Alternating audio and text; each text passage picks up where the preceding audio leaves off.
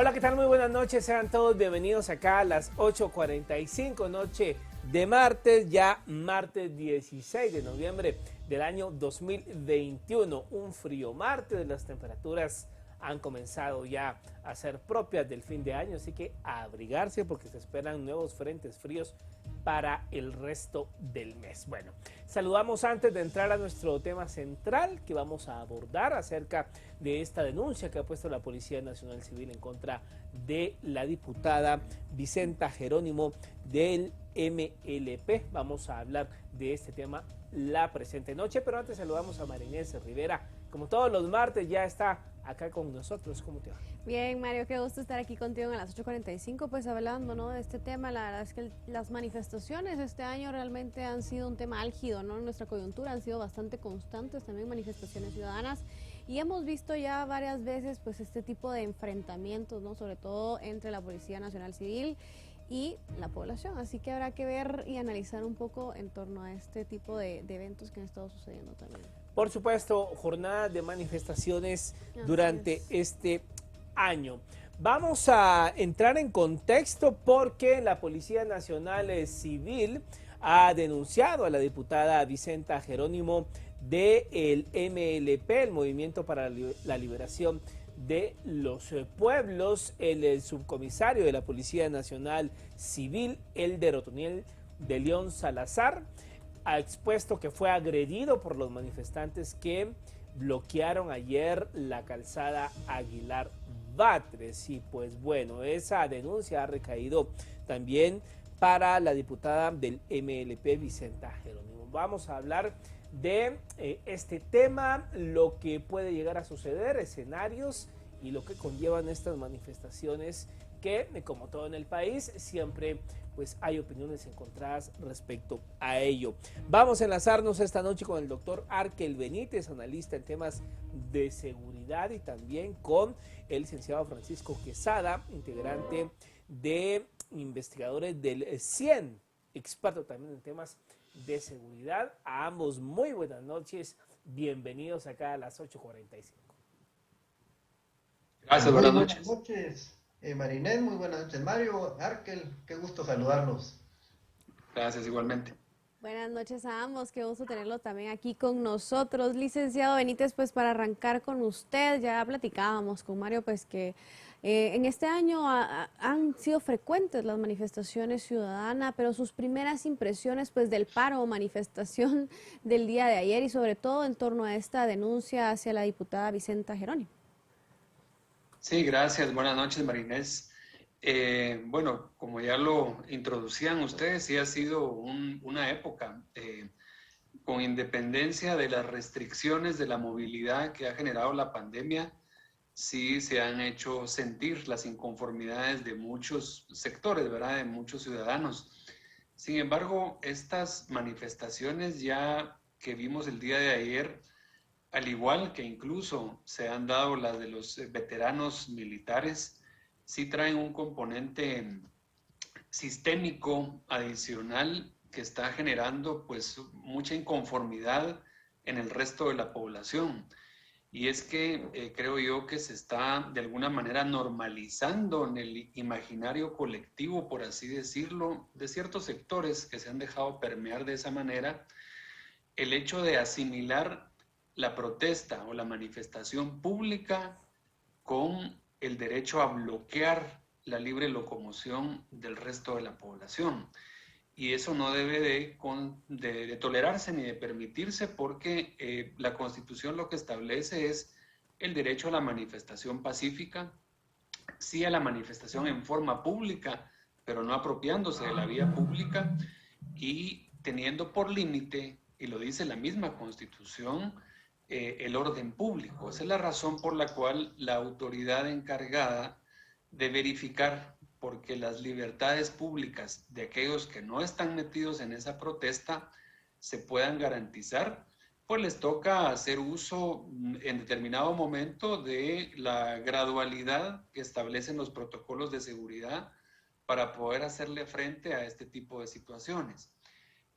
Yo advertiría de entrada que también aquí creo que hay un fallo ya de parte como para poner punto final a estos temas y decir que el hecho de que se avise a una gobernación departamental o a varias, como cumpliendo el requisito que establece la Constitución de que se va a hacer una manifestación, si hay recurrencia, digamos, y se hace de forma reincidente ese tipo de aviso, pero al final nos damos cuenta de que lo que hay detrás simple y sencillamente es un bloqueo disfrazado de protesta pacífica, entre comillas, estamos hablando de que entonces ya hay una, digamos, reiterada intención de, digamos, hacer fraude de ley. Esos son temas que habrá que ir discutiendo en el curso del tiempo, porque no podemos estar jugando siempre al gato y al ratón y la corte a cada rato emitiendo un amparo, resolución de amparo, cuando en realidad lo que estamos viendo es de que hay una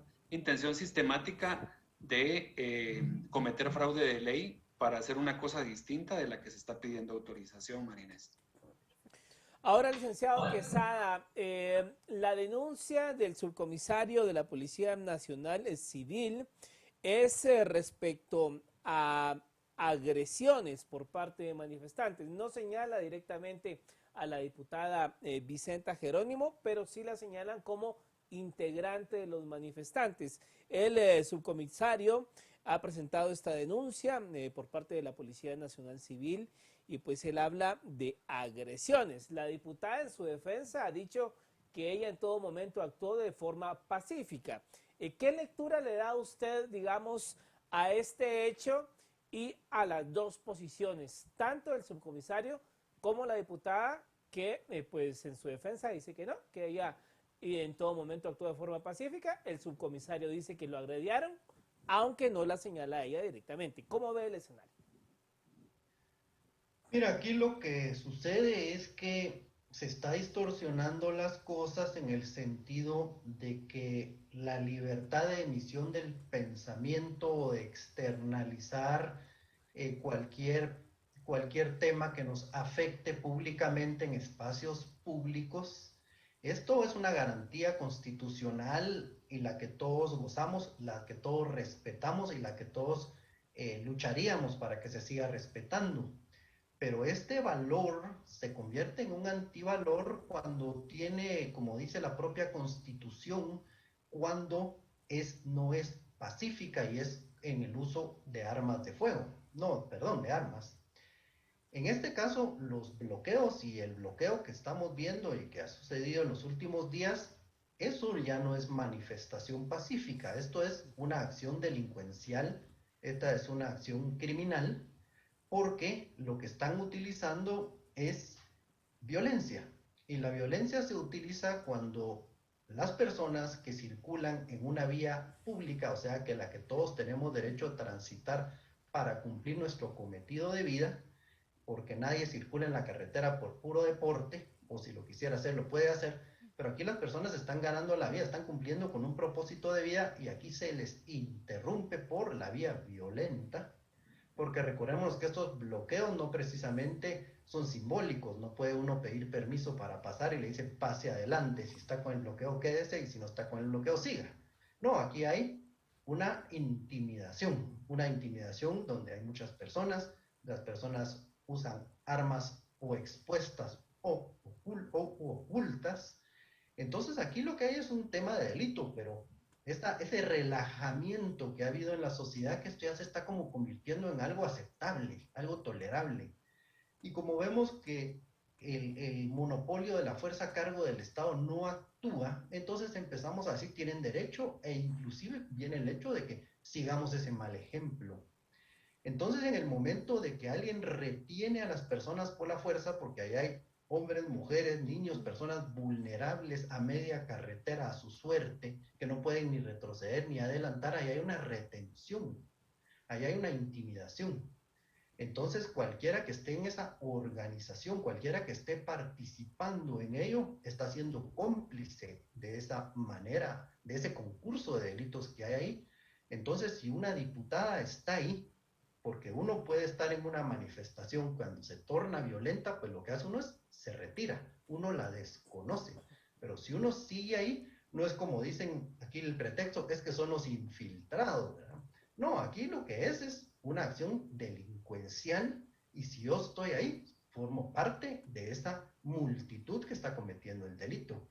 Entonces, la diputada no puede decir, yo soy ajena a ella, yo no. Si, claro, uno ve una acción delincuencial en una manifestación pacífica, pues yo lo desconozco, yo me retiro, yo me voy. Pero si yo sigo ahí apoyándolo, entonces lo que está viendo es que es parte de la organización, que como digo, desde el momento que hay un bloqueo hay un delito. Licenciado Benítez, usted mencionaba algo de gran importancia en su intervención anterior, que es justamente que estos bloqueos se suelen avisar, se suele decir, bueno, va a haber manifestación, va a haber bloqueo, y digamos, ¿por qué no existe, por ejemplo, algún tipo de medida preventiva, sobre todo de parte de las autoridades? Digamos, ¿qué rol puede jugar también la Policía Nacional Civil, el Ministerio de Gobernación, pues para prevenir que estas situaciones, porque al final del día, como bien lo mencionaba el licenciado Quesada, se tornan muchas veces en situaciones también violentas, ¿verdad? Ya no son manifestaciones, son bloqueos, como se deben llamar. Entonces, ¿qué tipo de medidas también pueden tomar las autoridades previamente a que se lleven a cabo pues estas actividades también? No, realmente es muy difícil no pensar, digamos, en principio en que la manifestación va a ser violenta, ¿verdad?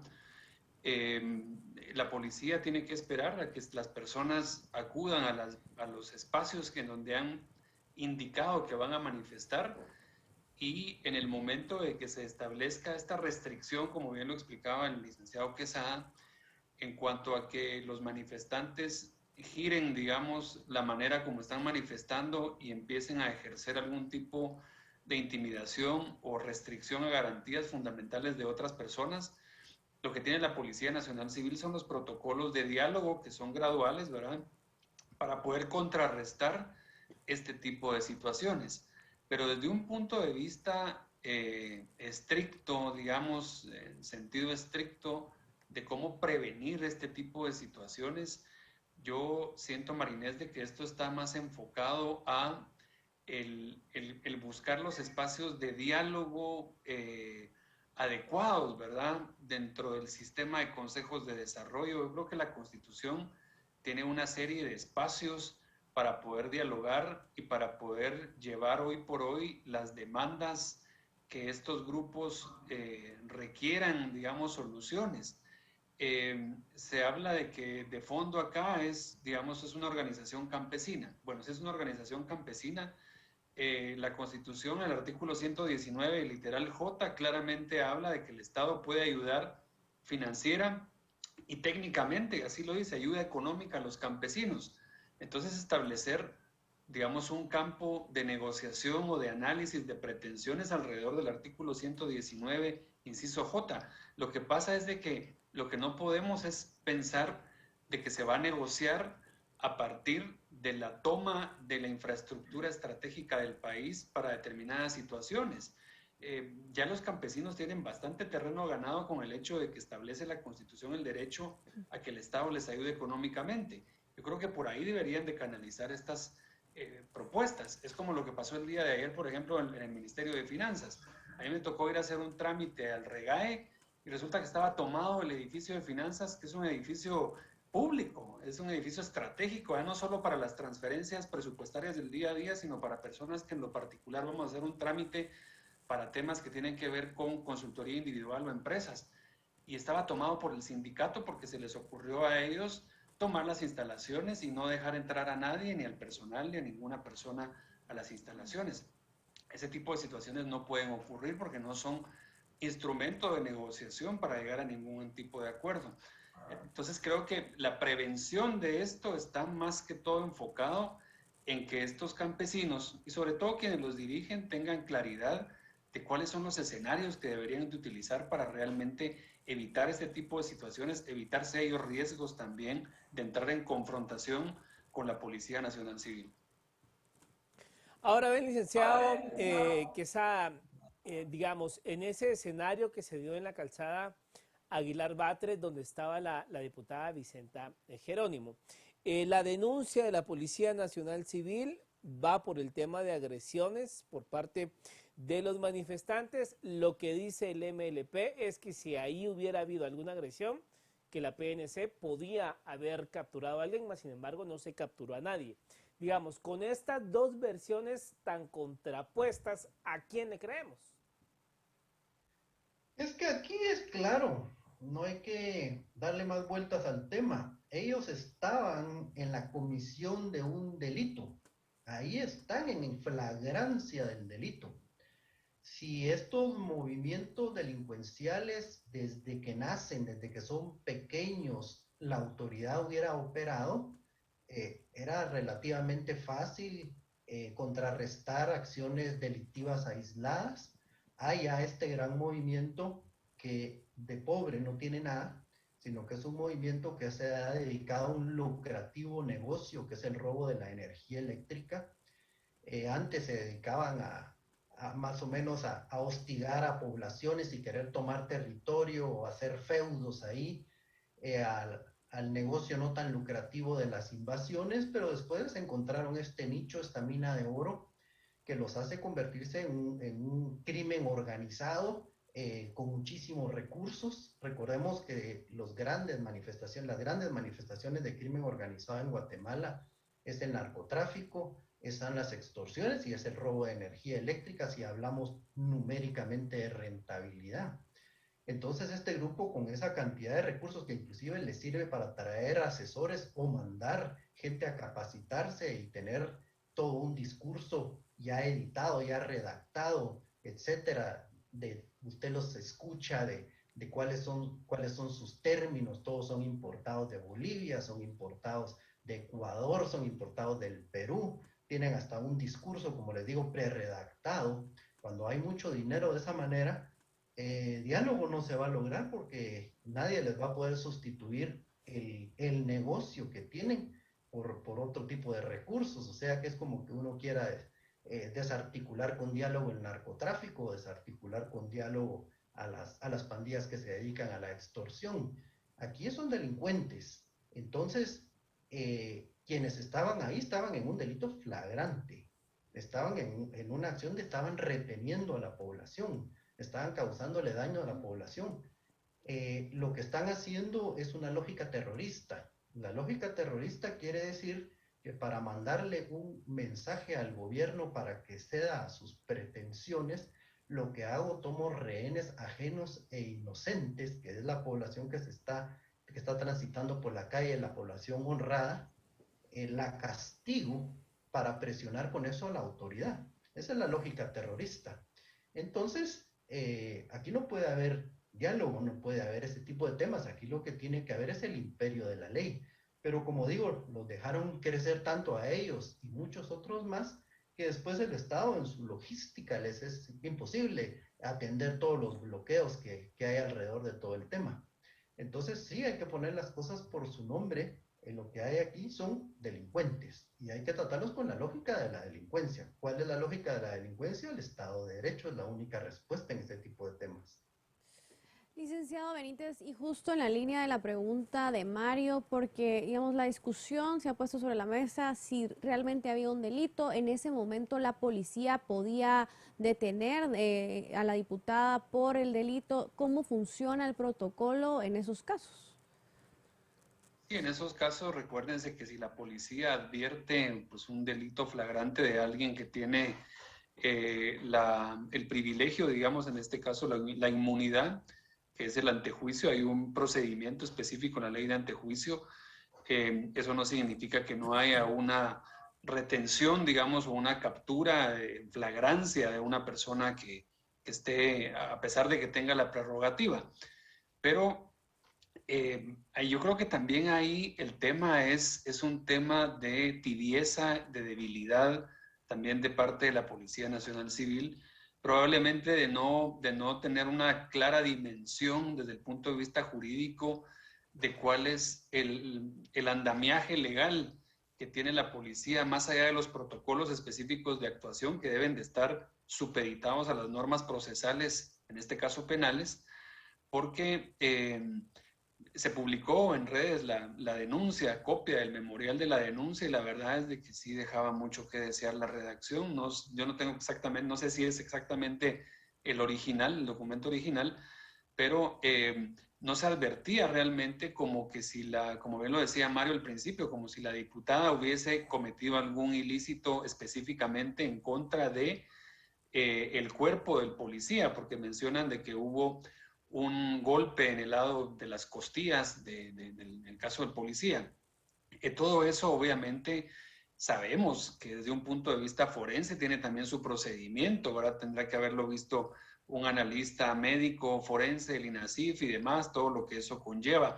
Pero tampoco deja entrever mucho ese parte policial o ese memorial de policía, el alcance de la responsabilidad que pudo haber tenido en ese momento las personas a las que están sindicando, que estaban presentes nada más ahí, pero no se hace una relación específica de atribución de hechos a estas personas.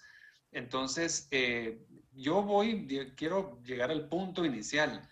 En realidad, yo creo que estos temas deben de verse desde el momento en que llega un aviso a la gobernación departamental, tomar las medidas adecuadas, tener esa capacidad de interacción entre el gobernador y las personas para explicarles cómo debe ser la manifestación, advertirles, ¿verdad?, cuáles son los derechos, los alcances, los límites que tienen como ciudadanos para protestar y hacer las advertencias del caso que si se tornara violenta, si se tornara restrictiva de garantías, la policía va a intervenir. Yo creo que esos son protocolos que quizá la policía sí los tiene, Marinés, pero me da la sensación que las gobernaciones departamentales solo se quedan en una fase de tramitación, de me avisaron, yo aviso a la policía, ahí me quedo como gobernador departamental.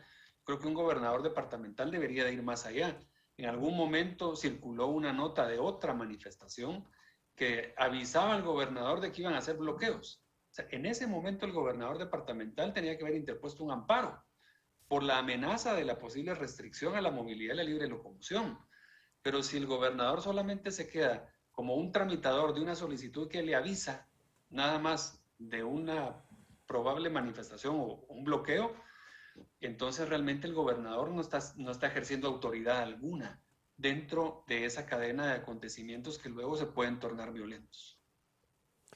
Ahora bien, con estas deficiencias que señala Arkel Benítez en cuanto a la denuncia, su redacción, eh, ¿qué futuro le puede ver a esta denuncia, licenciado Quesada, tomando en cuenta que, pues bueno, el mismo subcomisario no especifica si la diputada lo agredió, si fue ella la que lo golpeó, no lo especifica, solo se habla muy en plural, aunque sí se menciona que ella estaba dentro del grupo de manifestantes y la diputada dice que en todo momento ella actuó de forma pacífica. Son las dos versiones que por supuesto tenemos que poner en la mesa. ¿Cómo ve usted, licenciado Quesada, que esto prospere con las deficiencias que ya el doctor Benítez advirtió en cuanto a la denuncia? Aquí lo que hay que ver es el abandono que las fuerzas de seguridad en Guatemala han tenido en estos temas. Las fuerzas de seguridad, cuando cumpliendo con su deber, han ido a contener estas manifestaciones violentas, estas acciones delictivas. Estos manifestantes profesionales, y sobre todo los que pertenecen al crimen organizado, ellos tienen todo un manual que saben cómo operar. Y para ellos les hacen la fiesta si alguno de ellos es agredido. Es más, quieren que los agredan. Por eso ven ustedes cómo colocan escudos humanos, cómo ponen mujeres al principio, cómo ponen niños, etc. Y no los ponen para protegerse, los ponen para que los agredan. ¿Por qué? Porque saben que en Guatemala hay una sociedad que lo que busca es depredarse. ¿Qué quiere decir depredarse? Porque no realizamos de que ahí ya están cometiendo un delito. La diputada está cometiendo un delito flagrante. Entonces la policía se ve de manos amarradas porque saben que simplemente con defenderse, porque ni siquiera es que les den la orden de desalojarlos o la orden de dispersarlos, sino que simplemente con defenderse de que están siendo atacados con piedras, o están siendo atacados con palos, están atacando con instrumentos que les pueden costar la vida, y ellos al simplemente reaccionar, los que se van a la cárcel es la policía, no se van los otros. Y lamentablemente en esa cultura depredadora que hay, después viene la acusación contra los policías, después vienen los jueces contra los policías, después los manifestantes estaban pacíficamente, lo pongo muy entre comillas. Entonces la policía se siente sola, la policía se siente aislada, saben que se van a ir a la cárcel, nadie va a velar por ellos y los otros no va a pasar nada. Entonces ellos ya, la policía de tantas veces y tan frustrados que han estado, lo que optan ahora es no intervenir. Porque si hubieran intervenido, como digo, cuando estas manifestaciones eran pequeñas, pues hubiera sido fácil crear la cultura del respeto a la ley, pero ahora no. Ahora este ejemplo, este mal ejemplo se reproduce y cuando ellos ya no estén, vendrán los ex reservistas, vendrán los cantones, vendrá cualquiera que sea invitado a esto. ¿Cuántas veces no hemos ido a la costa y 15 personas paran en Palín a una carretera internacional? Entonces esa cultura del respeto, dice uno dónde está el Estado, porque una de las razones indelegables del Estado es que el Estado tenga el monopolio de la fuerza y tenga que intervenir aunque sea un costo alto. Porque si no, alguien que se propone como presidente, si no va a asumir ese papel, entonces sí está equivocado en lo que está haciendo. Tiene que inclusive sacrificarse en ese sentido, porque es un tema monopólico que solo el presidente de la República puede hacer como jefe de las Fuerzas Armadas. En fin, que lo que hay es que en esa cultura depredatoria, el problema más grande, y pueden verlo ahora ustedes, es que muchísimos de la sociedad los aplauden, los avalan. Vemos cómo medios de comunicación serios están con ellos. Vemos inclusive a una exfiscal que de verdad pasó vergüenza ajena de ver que los apoyó en el pasado y los sigue apoyando ahora. Entonces se pueden imaginar cómo el Ministerio Público reaccionaba ante esas múltiples denuncias de robo de energía eléctrica. Se pueden imaginar un Tribunal Supremo Electoral que los inscribió como partido político, pero cualquier elemental pensamiento era de preguntarles y de dónde financian su campaña, no precisamente de sus colectas, lo financian con el crimen organizado. En fin, entonces es una sociedad bien dividida que ha roto sus bases morales. Entonces por eso estos movimientos, en lugar de recibir una condena social contundente, lo que hay es que dividen opinión. ¿Y por qué? Porque están levantando una bandera reivindicadora que lo que hace es, en lugar de ser delincuentes comunes, buscan migrar a ser delincuentes aurillados por las circunstancias y buenas causas, emulando ejemplos latinoamericanos, inclusive como cuando la FARC, que son narcoterroristas, se convirtieron en políticas y obtuvieron grandes granjerías y concesiones del Estado. A eso van a buscar, es un manual, es un libreto que van repitiendo, y lo que están buscando ahora es que para tocarlos, entonces hay que ir a una mesa de negociación, porque ya no son delincuentes comunes, sino que tienen causas políticas, causas reivindicativas. Eso es, como digo, la transición que buscan para poder alcanzar mucho más de lo que han alcanzado ya por esa vía.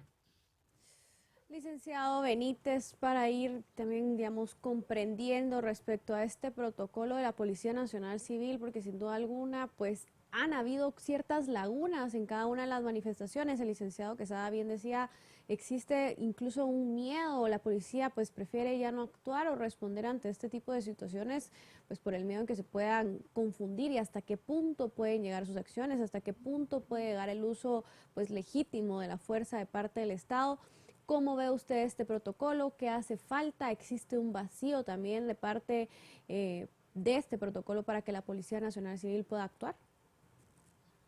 Sí, yo creo que desde el año pasado, cuando fueron las manifestaciones de noviembre, vimos algunas falencias realmente en los protocolos y nos preguntábamos, pues con una serie de dudas, cuál es el protocolo subyacente, por así decirlo, ¿verdad? Que es el que utiliza la policía para estar verificando constantemente los protocolos, porque los protocolos no son escritos en piedra. Los protocolos se necesitan ir actualizando, ir desarrollando, mejorándolos, y precisamente dentro de estos protocolos está establecido que como parte del contingente, digamos, de Policía Nacional Civil, vaya establecido, digamos, el área de comunicación social de la policía, el área de inspectoría, Estas dos unidades tienen por objeto no solamente documentar lo que pase, sino documentar con un propósito, primero, de resguardo de las garantías de los derechos humanos de los manifestantes, porque eso lo dicen los protocolos. Segundo, el resguardo también y las defensas que puedan invocar en un momento determinado los propios policías por el mal manejo que pudieran hacer, digamos, del uso de la fuerza y poder, digamos, defenderse ante una acusación de esta naturaleza, poder tener documentada toda esa información. Pero en tercer punto, sirve para que se puedan hacer análisis minuto a minuto, digamos, de todo lo que acontece en aras de mejorar los protocolos. Y la Inspectoría General pues va precisamente para ir verificando que se va cumpliendo. Entonces, de lo que surge de las notas que levanta la Inspectoría General de la Policía Nacional Civil, de las notas, videos, filmaciones y demás que guardan, en este caso la comunicación social de la policía, se tendría que tener el elemento necesario para hacer una revisión de los protocolos para irlos mejorando. Y si hubiese necesidad, que yo creo que sí lo hay, y parto también del tema de que es necesario hacer una reforma constitucional también para dejar en claro la importancia que tiene que la Policía Nacional Civil, como representante de esa reserva del monopolio de la fuerza pública, pueda ejercer su rol sin ningún tipo de limitaciones más que el respeto a los derechos humanos. Eso creo que es algo que todos lo hemos aceptado y que entendemos que debiese ser de esa manera. Tenemos una constitución política, Marinés, que ni siquiera tiene regulado el concepto de Estado de Derecho. Como bien lo decía el licenciado Quesada, estamos exigiendo Estado de Derecho cuando ni siquiera la Constitución ha dado una definición clara de qué es el Estado de Derecho. Los magistrados de la CC han tenido que salir a dar interpretaciones de qué significa Estado de Derecho, qué significa certeza jurídica, seguridad jurídica, pero aún así es bastante incipiente, digamos, el contenido jurídico que hay sobre el Estado de Derecho. Y aquí es donde vemos la necesidad de tener, repito, Estado de Derecho. Lo vimos en el STOR. Lo hemos visto en múltiples conflictos en donde se necesita un detalle mucho más claro desde la propia Constitución. El problema cuando una Constitución no es clara o una ley ordinaria no es clara es de que resultan gobernando los técnicos que desarrollan los manuales y los protocolos. Y ahí es donde eso genera mucha conflictividad. Por eso es necesario aportar mucha más luz a nivel constitucional acerca de esa reserva que tiene el Estado de Guatemala para entrar a resolver este tipo de situaciones que ya son de carácter delictivo, ¿verdad? Para que no sea reiterativo, porque me parece ilógico, y lo decía desde el principio, el hecho de estar jugando al gato y al ratón. Manifestación anunciada, manifestación que se torna violenta, manifestación contra la que se acciona la Corte de Constitucionalidad y se emite una resolución de amparo preventivo que faculta a la policía a disolver la manifestación, con los riesgos de que en determinado momento algo parezca violento y el policía entonces tenga que ser procesado por abuso digamos, del derecho a la actuación policial. Entonces, no, hay algunas lagunas que yo creo que sí precisan de hacerse algunas reformas.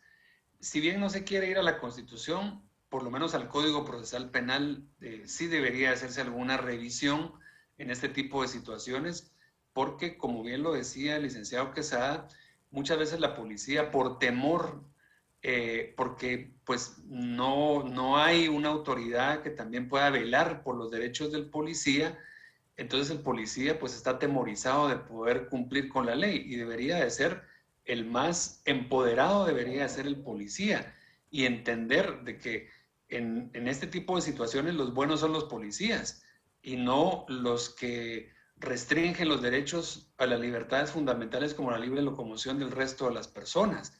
Que la protesta es pacífica, pero la protesta violenta es punible. Si se entendiera esa lógica tan sencilla, yo creo que los buenos aquí serían los policías, que además llegan desarmados, llegan con protocolos. Han habido manifestaciones donde la policía coadyuva para que la manifestación pueda avanzar de manera pacífica y tranquila. Han habido buenos ejemplos de protestas en Guatemala.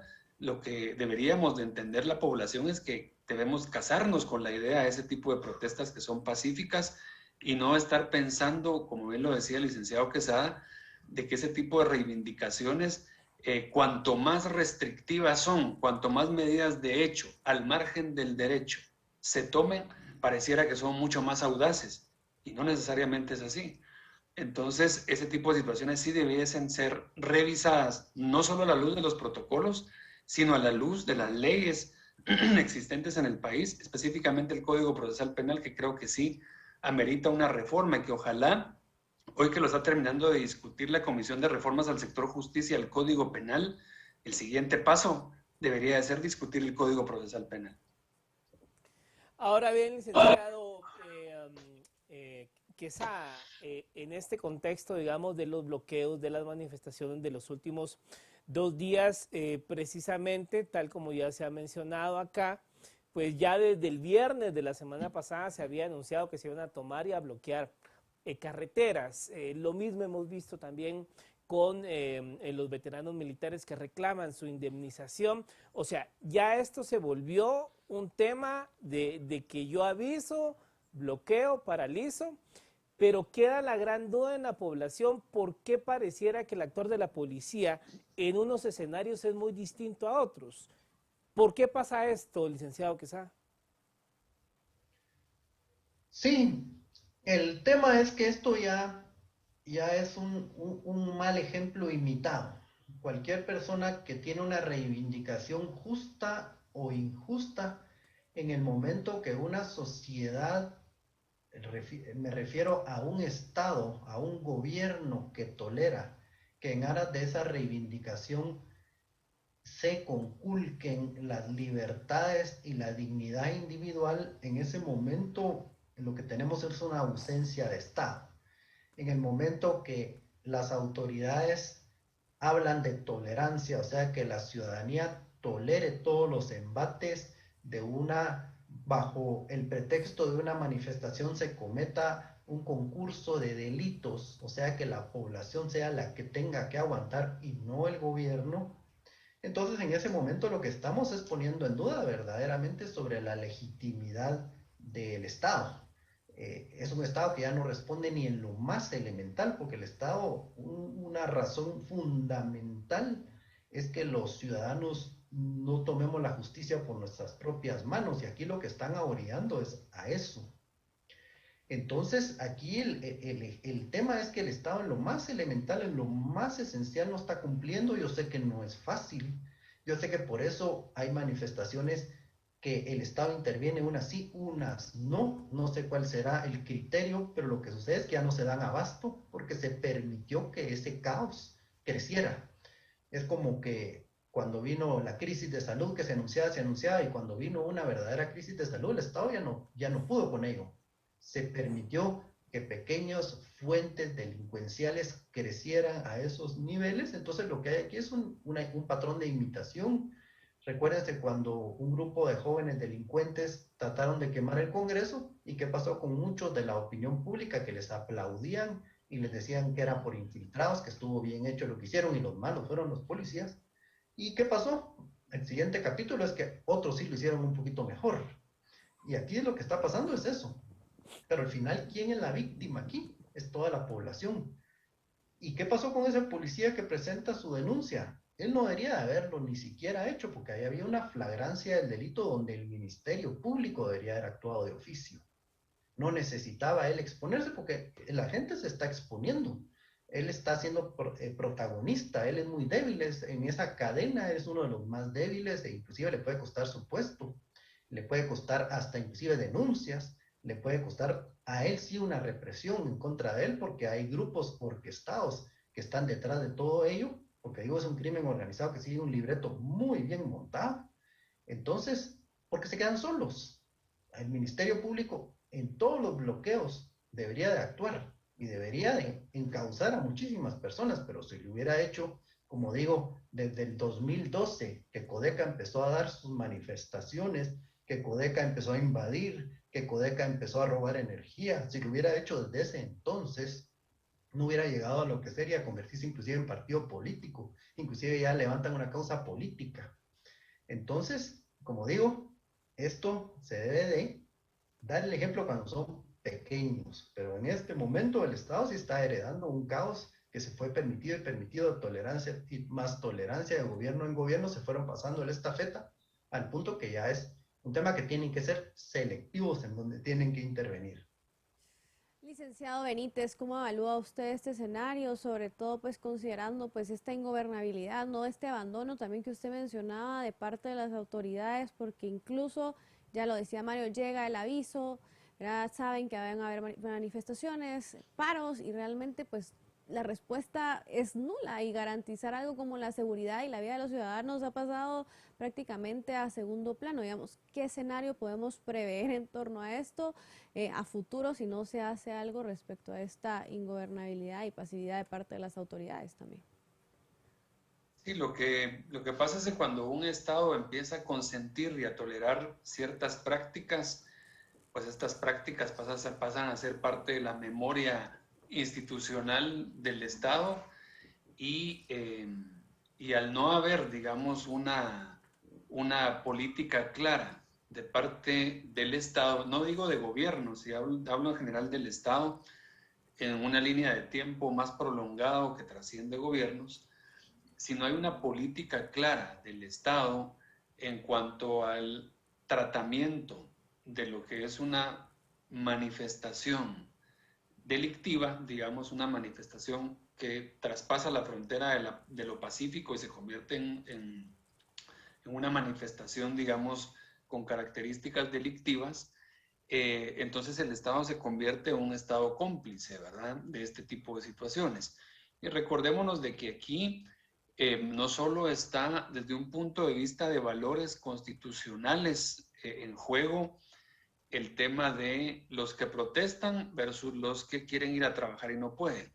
Ha habido manifestaciones en donde lamentablemente gente que va en ambulancias pues no llegó a tiempo al hospital, o sea, y situaciones complicadas desde el punto de vista de la vida, que está muy por encima desde un punto de vista axiológico, ¿verdad? Un punto de vista de valores, incluso de fines del Estado, por encima del derecho a la manifestación de un grupo. Entonces yo creo que esto sí, el Estado debe de asumir una política mucho más clara. Vimos recientemente, por ejemplo, desde un punto de vista de política criminal, cómo la Fiscalía creó una Fiscalía especializada en delitos de usurpación, por ejemplo, ¿verdad?, que va muy de la mano con una política general de resguardo de la propiedad privada.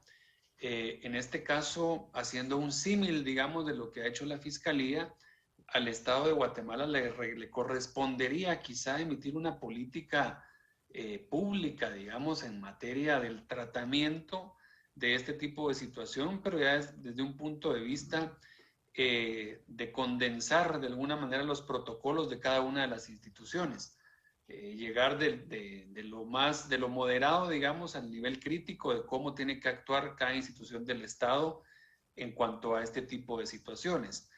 Y lo decíamos al principio, un gobernador no puede ser un mero tramitador. O sea, el gobernador es el representante del jefe de Estado en un territorio, es el representante del presidente en un territorio.